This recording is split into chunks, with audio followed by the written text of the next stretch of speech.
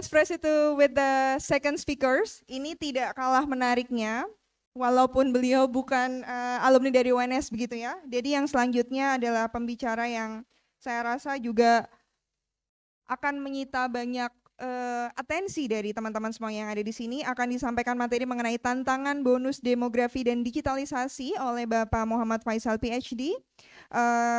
Executive Director dari Core Indonesia, beliau meraih Dr. Filsafat Ekonomi Politik dari University of Queensland, Australia, kemudian Magister Studi Pembangunan dari University of Melbourne, Australia, dan S1 dari ITB. Dengan karir 18 tahun di consultancy industry, please welcome Pak Faisal. Have a round of applause teman-teman. Good to see you, Bapak.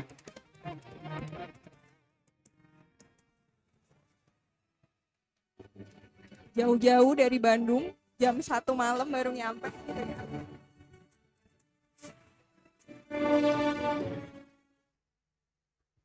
Kalau dibacakan CV-nya kayaknya nggak selesai acaranya, karena panjang dan pengalamannya banyak sekali sebelum ada di Core Indonesia, salah satu lembaga think tank independen yang emang dedicating itself to giving a proper consultancy in economics, I think.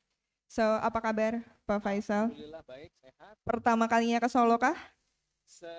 Sudah ke beberapa kali. Oke, ke UNS? Ke gedung ini baru sekali. Oke, so hari ini hadir bersama kita di ruangan ini ada sekitar 1.500 mahasiswa. Kemudian di fakultas-fakultas juga sudah menyaksikan kita secara daring. Dari kegiatan hari ini sedari pagi, mungkin in total ada 10.000 mahasiswa yang hari ini, so it's quite a lot, a very competitive, yang berhasil masuk UNS dari lebih dari 180.000 Pak yang mendaftar. So kali ini kasih tepuk tangan dong buat teman-teman sendiri nih. Hari ini Pak Faisal akan menyampaikan sesuatu mengenai bonus demografi dan digitalisasi. So you will have like around 12 minutes to deliver it, and after we will have a discussion with others. So please Pak, platform is yours. Baik, terima kasih Bu Dewanti. Assalamualaikum warahmatullahi wabarakatuh. Selamat siang ya, selamat siang ini betul, menjelang sore. Oke. Baik, rekan-rekan muda, adik-adik mahasiswa sekalian. Pertama mungkin saya terima kasih kepada UNS ya yang sudah mengundang saya pada hari ini. Yang kedua saya ingin mengucapkan selamat ya, selamat congratulations ya buat adik-adik semua yang ada di sini di ruangan ini maupun juga ada di platform Zoom. Totalnya ada 10.000 tadi ya, Bu Dewanti. Ya, jadi kenapa adik-adik sekalian, ini adalah satu kesempatan yang langka untuk bisa masuk ke universitas atau kampus ini. Ada yang tahu di Indonesia jumlah mahasiswa sekitar berapa? Sekitar 9 juta. Itu artinya sekitar 3% dari total penduduk kita yang 280 juta. Tapi ingat bahwa mahasiswa ini juga ada yang PTN, ada yang PTS. Kalau dihitung jumlah mahasiswa PTN jelas kurang dari 1%. Ya. Jumlah PTN itu kurang lebih 1/20 dari total jumlah kampus yang ada di Indonesia. Jadi rekan-rekan yang masuk ke dalam UNS pada hari ini itu adalah representasi dari kurang dari 0,5% daripada penduduk kita ya. Apalagi kalau mempertimbangkan ini adalah salah satu PTN yang paling terkemuka ya di Indonesia. Jadi selamat. Tapi ya meskipun demikian saya ingin sampaikan bahwa ini ada kaitannya nanti dengan yang saya sampaikan bahwa ini bukan awal daripada kesuksesan ya. Ini bukan akhir perjalanan daripada kesuksesan kalian, tapi ini merupakan satu awal dari perjalanan kalian yang panjang ke depannya ya. Akan ada banyak tantangan ya yang akan kalian harus hadapi ya berproses ke depan untuk kemudian sampai kepada cita-cita kalian apapun nanti profesi kalian begitu ya. Nah, oleh karena itu makanya yang akan saya sampaikan pada hari ini adalah kaitannya dengan tantangan bonus demografi dan digitalisasi. Ya, baik, mungkin bisa di slide pertama. Ya.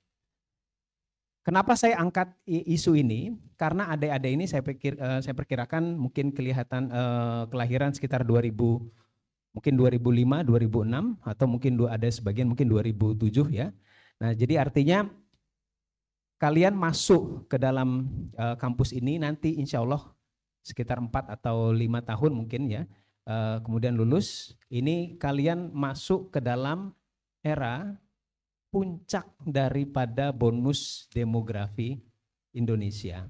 Ya, puncak daripada bonus demografi Indonesia. Saya perlu jelaskan sedikit apa itu yang dimaksudkan dengan puncak bonus demografi Indonesia dan apa maknanya buat kalian, gitu ya. Bonus demografi itu kondisi di mana di negara kita ini, ya, jumlah penduduk produktifnya jauh melebihi jumlah penduduk yang non produktif. Jadi ketergantungan atau istilahnya dependency ratio, jumlah ketergantungan orang yang tidak produktif terhadap yang produktifnya itu adalah yang paling rendah. Nah, puncak itu artinya adalah proses di mana atau masa di mana tingkat ketergantungannya itu paling rendah yang diperkirakan di kisaran tahun 2025 sampai 2035. Ya, jadi kalau lancar nanti kuliahnya, ya lulus insya Allah 4 tahun lagi, kalian masuk ke pasar kerja. Nah, itu adalah pada masa-masa puncak bonus demografi Indonesia. Puncak daripada produktivitas. Apa maknanya bagi kita? Apa maknanya bagi kita? Karena pada puncak bonus demografi inilah tingkat produktivitas terbesar dalam suatu bangsa, ya, itu yang diperoleh pada masa ini. Tingkat produktivitas. Jadi kalau ada adik-adik dengar bahwa kita perlu mendorong pertumbuhan ekonomi lebih tinggi sekian persen gitu ya. Nah, itu kemungkinan bisa tercapainya adalah pada puncak bonus demografi. Yaitu pada masa nanti adik-adik masuk ke dalam pasar kerja. Ya, syaratnya kita bisa mencapai itu adalah 1, tingkat pengangguran rendah. Yang kedua, tingkat keterampilan dan juga pendidikan yaitu tinggi, ya. Karena kalau tidak bisa produktif, walaupun dari sisi usianya adalah usia produktif, gitu ya. Usia produktif itu di kisaran 15 tahun sampai berdasarkan statistik BPS ya, berdasarkan definisi BPS 15 sampai 64 tahun. Kalau di bawah itu kategorinya non produktif, kalau di atas atau 65 tahun ke atas itu juga masuknya non produktif. Jadi itu ya maknanya. Baik. Apa maknanya kemudian ya sebagai gambaran kemudian bisa dilihat pada slide berikutnya.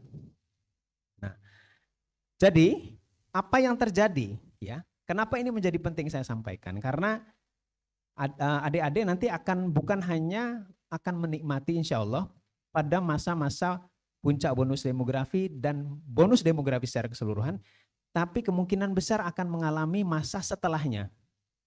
Masa apa itu? Masa transisi menuju aging population ya. Pada masa jumlah tingkat orang yang produktifnya semakin rendah dibandingkan yang produktifnya. Apa gambarannya? Kita bisa melihat pada negara-negara yang sudah lebih tua daripada kita. Jepang, Skandinavia, negara-negara banyak di Eropa dan juga di sebagian negara di Amerika itu sudah lebih tua daripada kita, sudah masuk kepada aging population.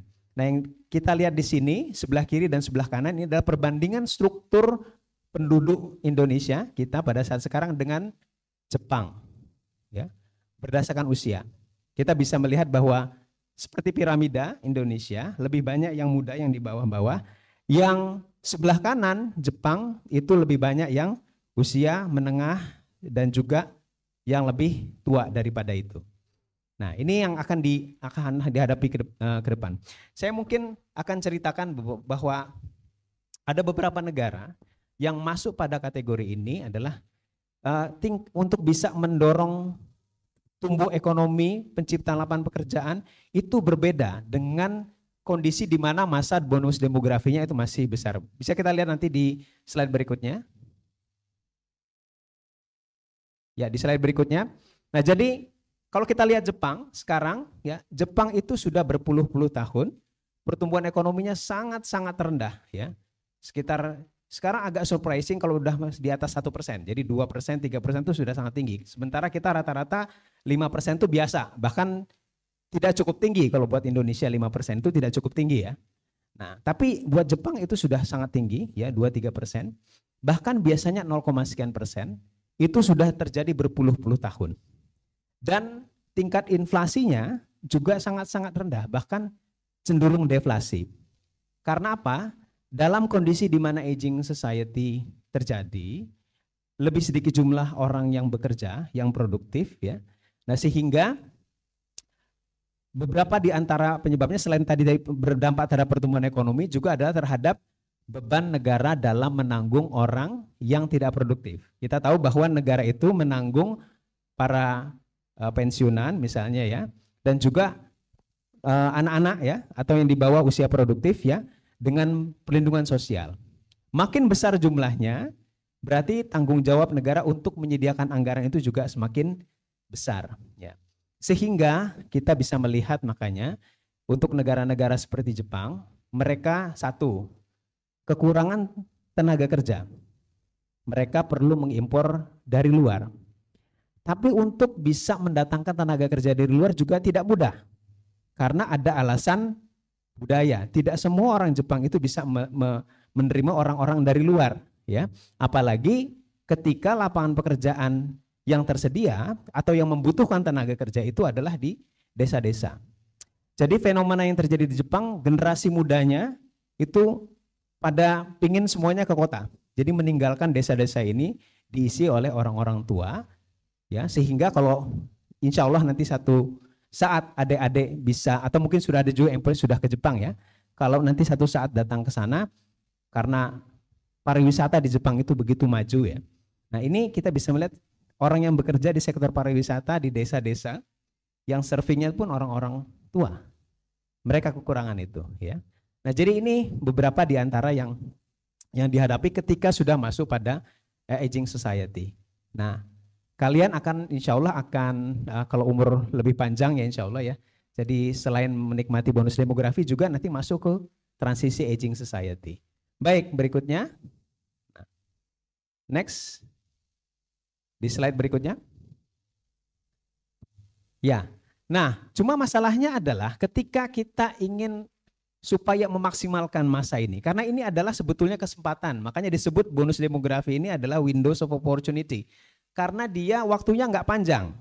Saya bilang tadi puncaknya itu di 2025 sampai 2035. Setelah itu sudah mulai sedikit demi sedikit itu menurun.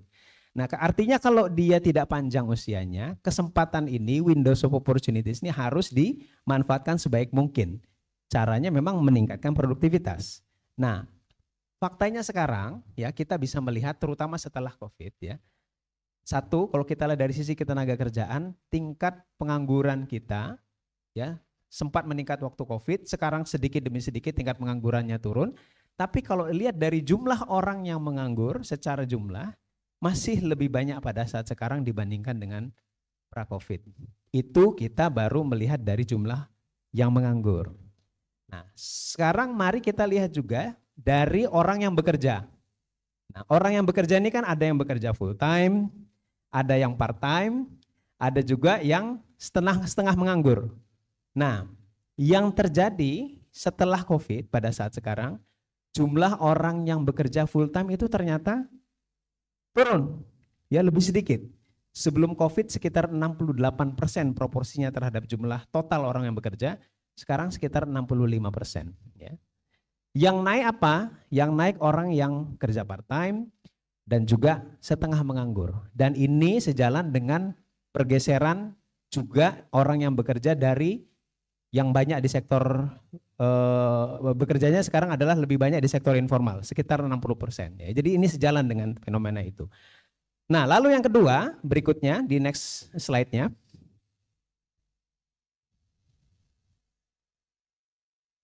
Ya, di slide berikutnya setelah ini. Nah, kalau kita lihat strukturnya lagi berdasarkan usia, nah ini tantangan kita bersama dan yang akan adik-adik juga hadapi adalah bahwa yang lebih banyak menganggur ya dari sisi usia itu adalah yang usia muda. Kita bisa lihat di sebelah kiri itu. Yang usianya 15 sampai 19 tahun 20 sampai 24 tahun, dan setelah itu adalah 25 sampai 29 tahun. Dan kalau kita melihat pergeserannya dari sini sebelum pandemi ini ya, ini kita masih mengabaikan pandemi. Di 2019 itu malah makin tinggi tingkat penganggurannya yang usia 19 terutama sampai dengan 24 tahun. Meningkat ya. Nah, ini yang terjadi pada saat sekarang bahkan setelah pandemi. Apakah ini normal? Nah, kita bandingkan saja dengan negara-negara lain ya, negara-negara tetangga-tetangga kita di ASEAN. Ada Indonesia, Malaysia, Vietnam, Filipina ya. Nah, ternyata posisi kita tingkat pengangguran yang muda terutama ya, youth unemployment itu paling tinggi, 17%. Jauh di atas Filipina, jauh di atas Thailand apalagi ya, jauh di atas Malaysia dan Singapura. Nah, ini tantangan kita ketika kita masuk pada era yang semestinya kita paling produktif. Nah, saya ajak ini kepada adik-adik karena supaya nanti ketika lulus masuk ke dunia pasar kerja, ini adalah bagian dari tantangan yang harus dihadapi bersama. Jadi generasi setelah saya, ini adik-adik yang akan kemudian nanti masuk ke menduduki posisi, insya Allah menduduki posisi penting di pemerintahan, di sektor swasta, gitu ya, mungkin juga di pekerjaan yang lain gitu. Apalagi sekarang kalau saya bandingkan dengan zaman saya dulu, nah sekarang anak-anak muda ya yang baru lulus bahkan yang belum lulus kuliah pun sudah banyak yang bisa berkarya ya, apalagi di dunia digital ya, yang bahkan sampai yang duduk juga di pemerintahan, ada yang politisi, ada juga jadi pengusaha muda, ada juga pelaku BUMN muda, itu banyak jadi sekarang. Jadi sangat mungkin tuh semakin ke sini semakin mudah ya, dan memungkinkan itu terjadi. Baik, berikutnya. Nah, di masa bonus demografi inilah yang baru saya masukkan ke digitalisasi. Karena penetrasi internet di Indonesia yang sudah sangat pesat, sekarang pengguna internetnya sudah hampir lebih dari 70% ya, lebih dari 70% dari total jumlah penduduk Indonesia yang 280 juta orang. Dan kalau kita lihat usianya, yang paling literate terhadap internet tentu saja yang usia muda, yang warna merah, yang sebelah kanan, yang paling tinggi. Nah, ini adalah kalau kita melihat peta daripada digitalisasi.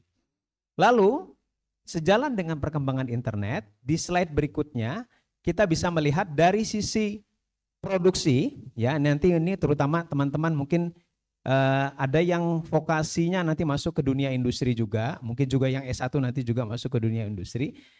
Kondisi sekarang kita masuk yang disebut dengan revolusi industri 4.0. Apa itu?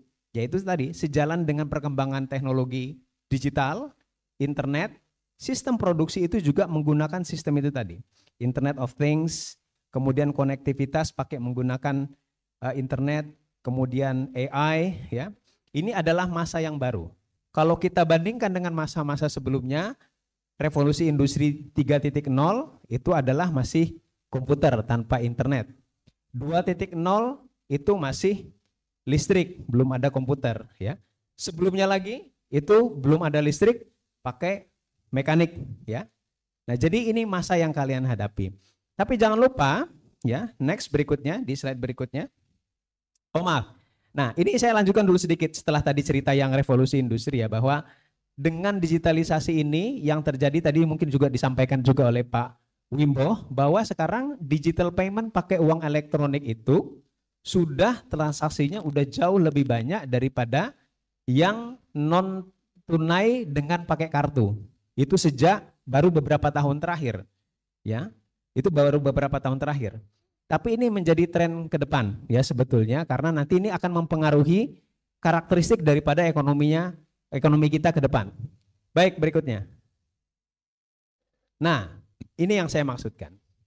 Ini adalah kalau kita berbicara masalah negara ini, negara kita ini betul-betul diverse, betul-betul sangat beragam dari karakteristik ekonomi dan orang-orangnya. Ketika ada para tokoh startup ya, para anak-anak muda yang sangat-sangat melek digital, bahkan inovator ya, ada bahkan sebagian besar daripada masyarakat kita yang tidak melek atau kurang melek gitu ya. Dan masih sangat sederhana sekali dalam hal bisnis mereka ya. Nah, ini yang di tengah misalkan ini masih terkait sama internet karena dia adalah terkait dengan digital karena mereka justru adalah pekerjaan baru yang muncul karena ada era digitalisasi yang sebelumnya nggak ada gitu ya. Banyak kemudahan yang kita dapatkan setelah ada teknologi digital ya bagi masyarakat ini. Tapi masalahnya kesenjangannya itu jauh ya. Ini yang dihadapi untuk negara seperti kita. Beda dengan negara-negara yang lain. Apalagi kalau dibandingkan sama negara kecil seperti Singapura ya, Hong Kong. Nah, jadi tidak sama ya. Ini fakta. Baik, berikutnya. Nah, ini juga kita bisa melihat juga kami dari lembaga think tank ya pernah juga melakukan survei pada tahun 2021 kemarin ya, bahwa memang perkembangan teknologi digital dalam sistem pembayaran ini banyak membantu juga kehidupan manusia, terutama pada masa COVID ini kita melakukan survei ke 2000 UMKM yang ada di 12 kota kalau tidak salah ya. Nah, ini semuanya mengatakan bahwa mereka banyak terbantu karena sejak COVID memang ada percepatan dalam digitalisasi terutama yang juga melibatkan atau masuk juga ke usaha-usaha kecil dan menengah. Dan ini bukan hanya di Jawa. Ya, bahkan di luar Jawa itu pertumbuhannya jauh lebih cepat ya. Proporsinya 74%, di Jawa itu 72%. Nah, ini yang salah satu yang membantu juga dalam perekonomian kita ketika masa krisis terutama COVID. Ya, ini tidak terlalu jatuh dalam ya istilahnya dalam usaha mereka, tidak sampai bangkrut walaupun terjadi penurunan pada saat itu. Baik, berikutnya. Ini udah sama lagi, di berikutnya lagi, ini masih sama survei dari kami di 2021, berikutnya.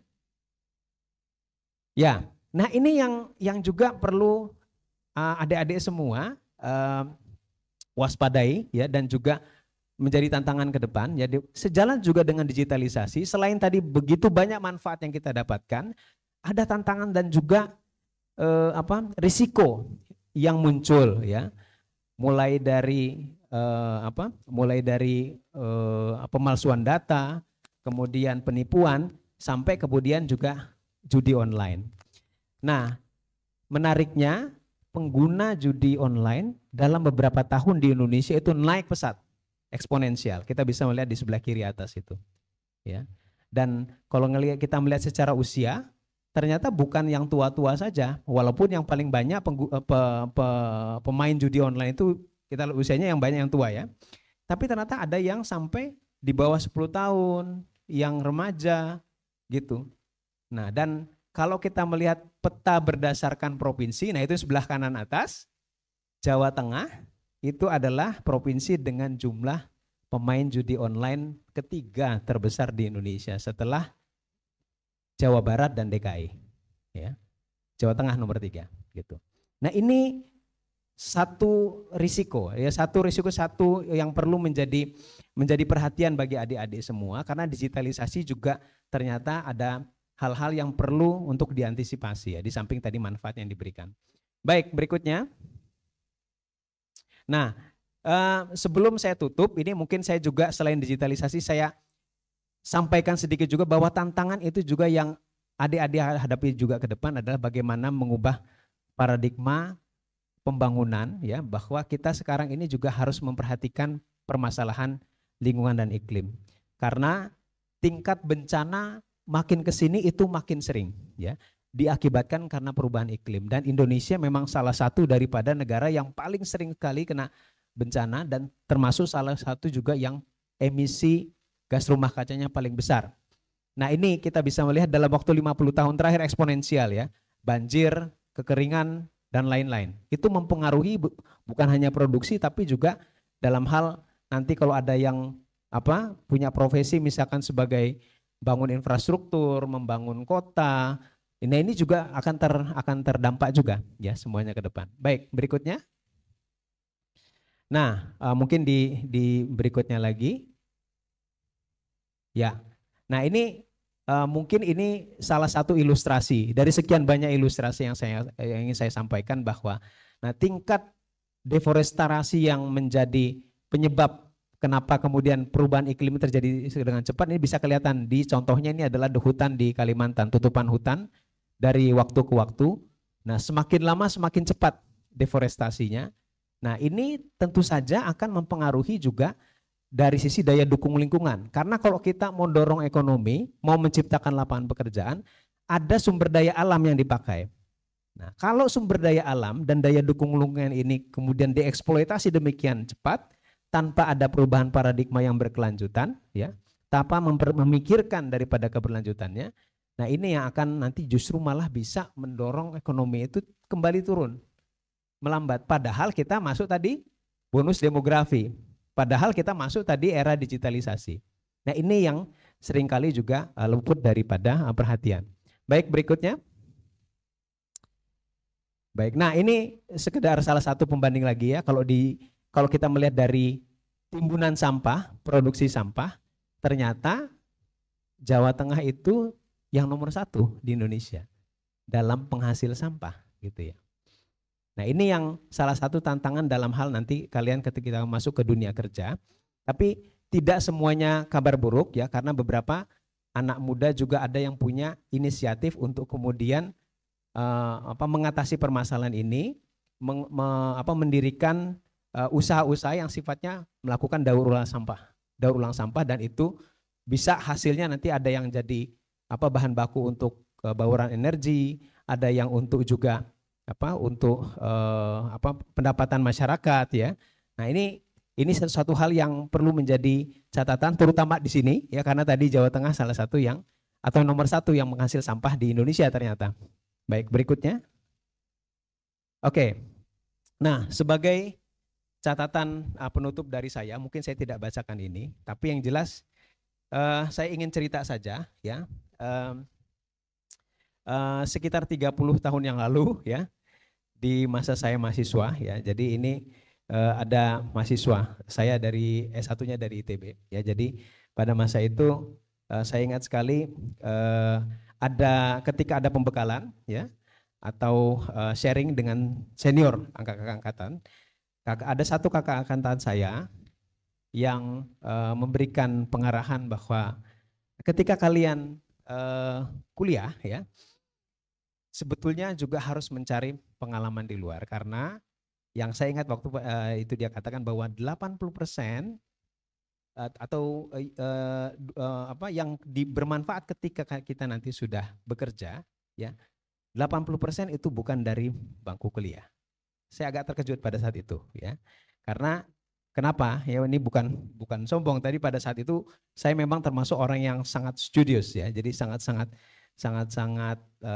terdepan lah kalau kita kuliah di kampus, dan saya juga lulus pada saat itu mahasiswa terbaik ya. Jadi ketika melihat, wah ini siapa ini?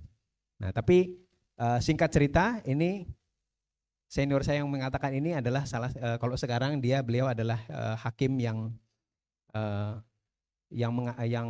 menghandle kasus Freddy Sambo ya. Nah itu, jadi itu kakak kata saya itu. Saya tidak perlu sebut namanya. Nah tapi intinya adalah dari situ saya pada saat itu ya tidak percaya ya apa yang disampaikan itu. Nah karena ketidakpercayaan itu saya lulus pada saat itu dengan berbekal prestasi saya ya, kepercayaan bahwa saya akan bisa unggul dibandingkan yang lain gitu ya. Nah tapi ketika masuk ke dunia kerja, nah, saya melihat ada hal begitu banyak yang belum saya pelajari ya di dunia kampus, yang kemudian membuat saya ternyata lebih luas lagi sebetulnya permasalahan tantangan yang saya hadapi ya. Nah sehingga sampai dengan sekarang saya bisa mengatakan bahwa itu pelajaran yang saya dapat, bahwa apa yang disampaikan oleh senior saya itu ternyata benar ya.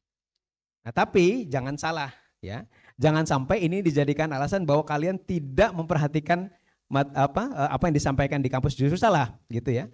Karena tadi kita lihat bahwa tingkat pengangguran tinggi, skill yang rendah itu tidak lain karena kurangnya untuk memegang atau menguasai kompetensi yang kalian ada di bidang masing-masing di kampus, dan itu bekalnya adalah daripada kampus. Dan saya di lembaga think tank dari tahun ke tahun itu merekrut berbagai macam lulusan dari perguruan tinggi terbaik, ada dari ITB, dari UI, dari UGM, dari Undip, dari UNS kayaknya nggak salah belum, tapi UMS ada ya, UMS ada gitu ya.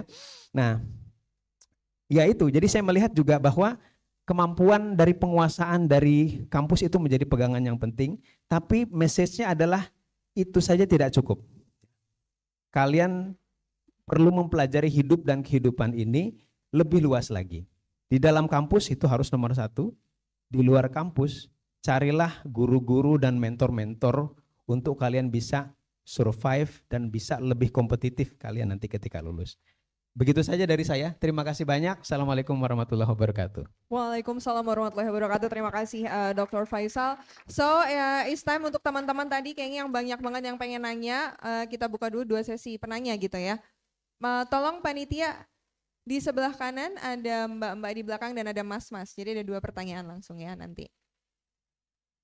Ini mbaknya yang berdiri, masnya tolong dikasih mikrofon. Silakan perkenalkan nama dan prodinya dan short question, please. Halo semua, perkenalkan nama saya Alois Gabriela dari program studi Usaha Perjalanan Wisata Fakultas Sekolah Vokasi. Mohon bertanya Pak, apa solusi yang tepat yang bisa dilakukan masyarakat untuk menghadapi inflasi? Lalu menurut Bapak, apakah Indonesia bisa menjadi negara yang maju menyusul negara maju lainnya? Terima kasih Mbak Gabriela. Gabriela, langsung jawab aja Pak. Apakah Indonesia bisa? Bisa mestinya, sangat bisa. Kenapa? Karena kita punya modal-modal untuk menjadi negara maju. Apa itu? Yang banyak tidak dipunyai negara lain ya. Sumber daya alam, natural resources. Yang kedua, sumber daya manusia yang banyak dan itu juga bisa menjadi pasar. Itu banyak negara lain yang lebih advance daripada kita, lebih maju daripada kita, tidak punya sumber daya alam sekaya kita. Nah, jadi contoh saja Korea yang sekarang populer di antara kita, yang sekarang sudah menjadi negara maju, padahal dulu sama-sama miskin seperti di Indonesia tahun 60-an, tidak punya banyak sumber daya alam, sangat miskin sekali Korea itu. Tapi mereka membangun daripada sumber daya manusia. Jadi artinya mestinya kalau kita punya sumber daya alamnya punya, sumber daya manusianya punya, ya asal tadi ya, pada saat bonus demografi dia produktif, bisa memaksimalkan potensinya, mestinya bisa mendorong ekonomi, bisa masuk ke dalam kategori negara maju. Nah, jadi itu potensi itu besar ada. Tapi yang jelas tidak bisa dengan cara yang biasa-biasa saja. Tidak bisa business as usual. Harus banyak inovasi yang harus diciptakan. Harus banyak strategi, termasuk juga pengambilan kebijakan oleh pemerintah yang juga harus lebih efektif. Harus ada banyak breakthrough-nya. Tapi bagi anak-anak muda, ya, disinilah peran daripada pentingnya inovasi. Salah satu yang menjadi kunci keberhasilan Korea, Jepang, Taiwan, Singapura juga ya, Asian Tigers itu untuk bisa maju, naik upgrade dia menjadi negara maju, itu adalah memang melalui inovasi. Dan kuncinya adalah memang di sumber daya manusia. Jadi bisa, tapi dengan syarat gitu. Second question tadi tentang handling inflasi, Pak. How to handle inflasi? Inflasi, nah, inflasi ini perlu saya jelaskan seperti ini. Inflasi itu kita memang dari pengertian mindset selama ini kita memang perlu mengendalikan inflasi, ya. Tapi kita tidak bisa melihat baik buruknya inflasi dari angkanya saja. Inflasi yang rendah itu bisa baik, bisa buruk. Kenapa? Dia bisa baik kalau inflasi rendah itu disebabkan karena kemampuan untuk mengendalikan harga pada saat kemampuan belanja, daya beli kita itu sebetulnya kuat. Biasanya kalau daya beli kita kuat, banyak orang konsumsi, harga itu akan naik. Itu prinsip ekonomi, demand meningkat, itu harga akan naik. Tapi kalau kemudian bisa diredam dengan kebijakan yang bisa pengendalian harga, inflasi menjadi rendah, ya, terkendali, itu bagus. Apa yang jelek? Kalau inflasinya rendah, bukan karena pengendalian harga, tapi karena kekuatan permintaannya, kemampuan konsumsinya, daya belinya rendah. Nggak usah jauh-jauh. Ketika pandemi, inflasi kita sangat rendah. Tapi apakah itu bagus bagi ekonomi? Tidak. Karena apa? Inflasinya rendah karena pada saat itu daya beli kita anjlok. Karena ada krisis. Nah, jadi itu yang perlu dilihat dari sisi inflasi, tidak sesederhana bahwa kalau rendah angka inflasinya itu berarti terkendali. Tapi yang jelas ini tantangan kita pemerintah ya terutama ya. Nah, untuk pengendalian inflasi itu dari 2 sisi ya. dari sisi supply ya untuk meningkatkan produktivitas dan juga dari sisi pengendalian harga ya, termasuk distribusi sampai kepada di tingkat konsumen. Begitu, Mbak. Terima kasih. So, tadi pertanyaan kedua dari Mas-mas yang ada di sini, silahkan.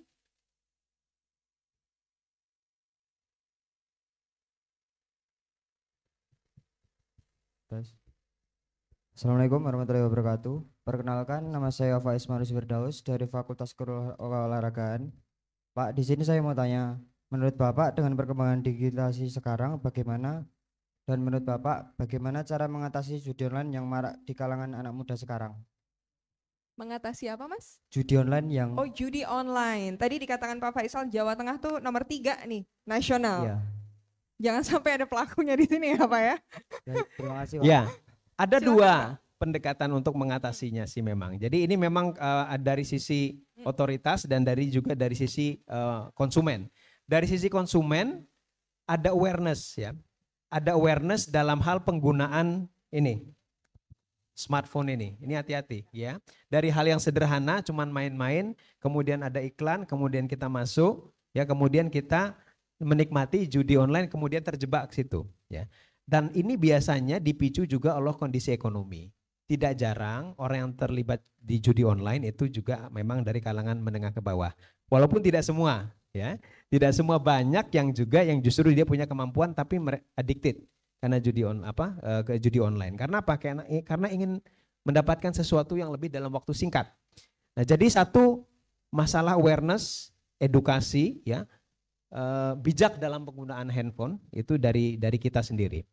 Nah, tapi memang di selain itu, yang kedua yang saya sampaikan tadi adalah dalam hal sistem pengamanan melalui kebijakan daripada pemerintah. Ya, jadi kontrol terhadap siapa pemain-pemain judi online gitu, kenapa penyedia maksudnya providernya, ini memang harus ada enforcement daripada pemerintah diatur. Ya, karena ini menjadi satu penyakit yang justru malah bisa menggagalkan kita untuk bisa sampai menikmati bonus demografi.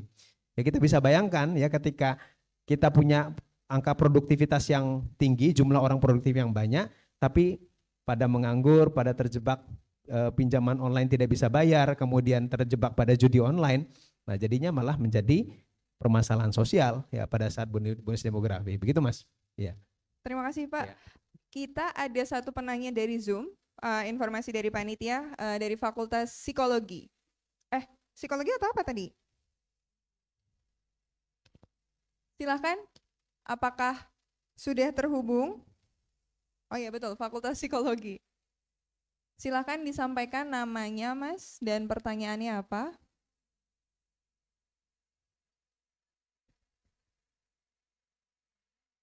Baiklah, mungkin Bapak ini hadir. Terima kasih atas kesempatan Bapak yang telah memberikan kesempatan dari Bapak moderator. Bapak saya orang, saya ingin menanyakan tentang environment.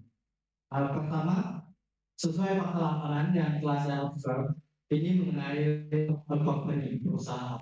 Perusahaan banyak yang mengkualifikasikan tenaga kerja yang berpengalaman 2 tahun. Sedangkan banyak fresh graduate yang tidak memiliki pengalaman kerja.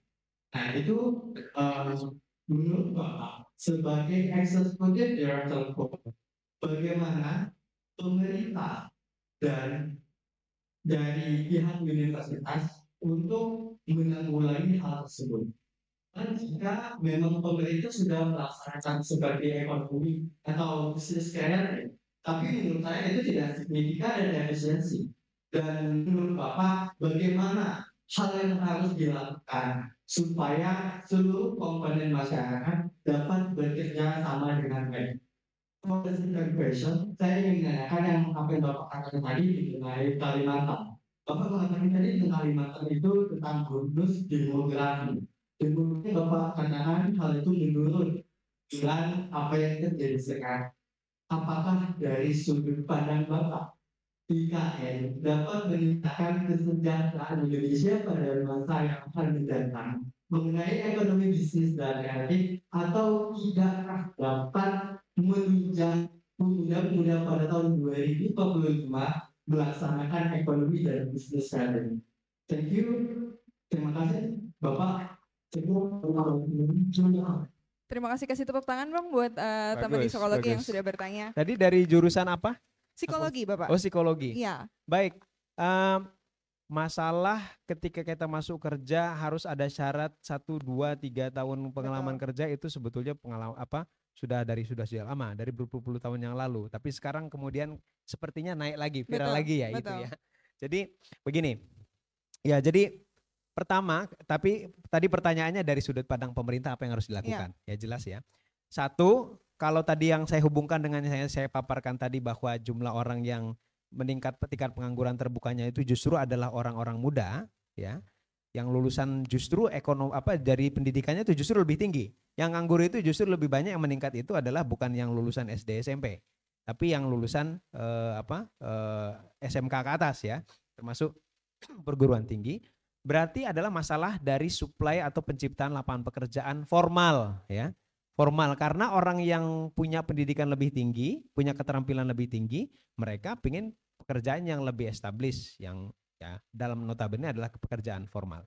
Itu satu hal ya dalam hal penciptaan lapangan pekerjaan formal bagi pemerintah. Tapi kedua juga adalah masalah bagaimana membaurkan antara penciptaan lapangan pekerjaan oleh industri, oleh pebisnis dengan institusi-institusi pendidikan. Jadi program vokasi, misalkan ini ada yang vokasi ini, yang kalau kemudian dibaurkan dengan mix, misalkan ada magang, betul-betul magang, ya betul-betul magang dengan satu industri tertentu, entah itu industri tekstil atau industri tambang, smelter atau apapun. Nah dan langsung ada ininya, langsung ada kerjasamanya. Jadi ketika masih kuliah, misalkan entah semester kedua, semester ketiga, atau semester keempat, magang di sana. Kembali lagi itu terhitung sebagai satu pengalaman kerja bahkan sebelum dia lulus. Nah itu sebagai salah satu bentuk menjembatani bahwa nanti ketika lulus, ketika mencari pekerjaan sebetulnya bukan cuma di belakang di dalam kelas saja, tapi ada praktik ya yang sudah dilakukan yang dihitung sebagai satu experience ya. Nah saya rasa itu juga kenapa pemerintah kemudian mendorong magang ya, walaupun sebetulnya perlu diarahkan lagi sebetulnya ya ini magangnya ini untuk hal-hal yang lebih real tadi pengalaman magangnya. Jadi itu yang kedua, dan ini sebetulnya kalau kita melihat dari banyak pengalaman negara-negara yang sukses untuk mereka membina skill daripada anak-anak muda lulusan perguruan tingginya, sebetulnya ini seperti di Jerman, yaitu sistem pendidikannya kurang lebih itu seperti itu ya. Jadi mereka ketika masih di college atau masih di kuliahnya memang banyak praktik kerja magang yang dihubungkan langsung dengan industrinya. Nah itu akan meminimalisir risiko itu tadi. Yang kedua IKN, tapi saya tidak lupa pertanyaannya apa sebetulnya ya. Apakah IKN akan memfasilitasi kita untuk berkembang lewat digital economic and things, Pak? Oke. IKN itu sebuah proses pembangunan yang panjang ya. Nah akan halnya ke depannya nanti bisa menciptakan berbagai macam opportunity ya, semestinya ya. Kalau konsep planning yang dijalankan sekarangnya itu konsisten. Smart and digital cities begitu ya, dan juga green gitu ya. Nah sebetulnya kalau diarahkan itu ke sana ke depan ya tentu saja akan menciptakan peluang-peluang baru ya. Nah dan ini kan from scratch membangunnya gitu ya. Tapi kalau kita melihat dari sisi perjalanan tentu saja ini tidak sebentar, waktunya panjang ya. Tidak bisa selesai dalam waktu 5 tahun sampai 10 tahun, bahkan 20 tahun. Kalau kita lihat negara-negara lain itu 20 tahun pun masih dia bangun itu ininya, ini ibu kotanya. Nah jadi artinya kalau buat adik-adik kesempatan yang seperti itu ya, big project ya, di entah itu KN ataupun nanti misalkan ada investasi hilirisasi apa begitu di yang lain, itu semuanya sebetulnya satu kesempatan-kesempatan yang baru yang bagus ya untuk mengasah kemampuan adik-adik semuanya. Dan juga saya sarankan ya untuk supaya wawasan itu lebih luas ya. Mungkin ada sebagian ya, tidak semua, ada sebagian daripada yang hadir di sini dan juga di Zoom dari daerah. Tapi ada juga yang mungkin sepanjang hidupnya dari lahir juga cuma di Jawa gitu ya. Nah ini dalam era digitalisasi seperti sekarang, coba lihat, bangun wawasan kalian keluar gitu ya. Karena negara ini bukan hanya Jawa saja gitu ya. Dan apalagi bukan hanya Indonesia saja sebetulnya ya. Kita lihat juga berpikir berwawasan global gitu. Karena dunia yang kalian hidupi, insya Allah nanti ketika masuk ke dunia kerja adalah yang semakin terkoneksi satu sama lain, semakin terglobalisasi gitu. Terima kasih banyak Pak Faisal. Kita kasih round applause dong buat Pak Faisal di siang hari ini yang sudah mencerahkan gitu ya. Energinya masih banyak dan saya yakin teman-teman di sini juga masih banyak pertanyaan dan teman-teman yang ada di fakultas. But due to the time limit, sepertinya kita harus sudahi sesi siang kita hari ini. Hari ini kita punya 2 sesi yang luar biasa dengan Prof. Wimbo dan dengan Pak Faisal. Kesimpulannya akan banyak sekali, tapi yang jelas digitalisasi, bonus demografi, dan hal-hal perkembangan itu tidak bisa di-stop. So I think things that we need to consider is just embrace the change and turn it into the opportunity. Saya Dewanti Cahyningsih, mengakhiri sesi ini saya kembalikan ke MC dan Assalamualaikum warahmatullahi wabarakatuh. Have a good day everyone. Terima kasih kepada moderator dan kepada pembicara. Kami mohon untuk pembicara untuk tetap tinggal di tempat karena akan ada penyerahan kenang-kenangan yang akan diberikan oleh Bapak Dr. Roni Saifullah, SPD MPD selaku Ketua Panitia PKKMB UNS.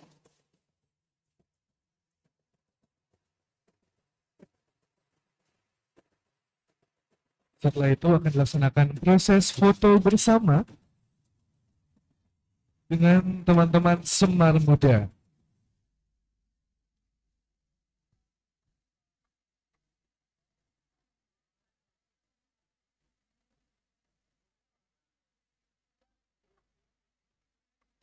Baik.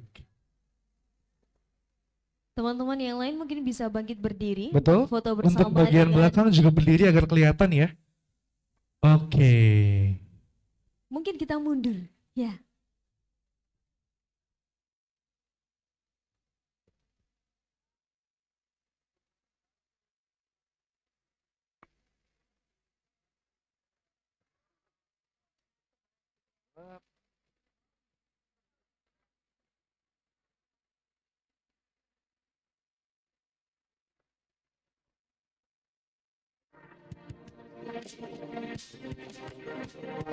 Baik, beri tepuk tangan sekali lagi untuk pembicara kita pada sesi kali ini yang sangat luar biasa.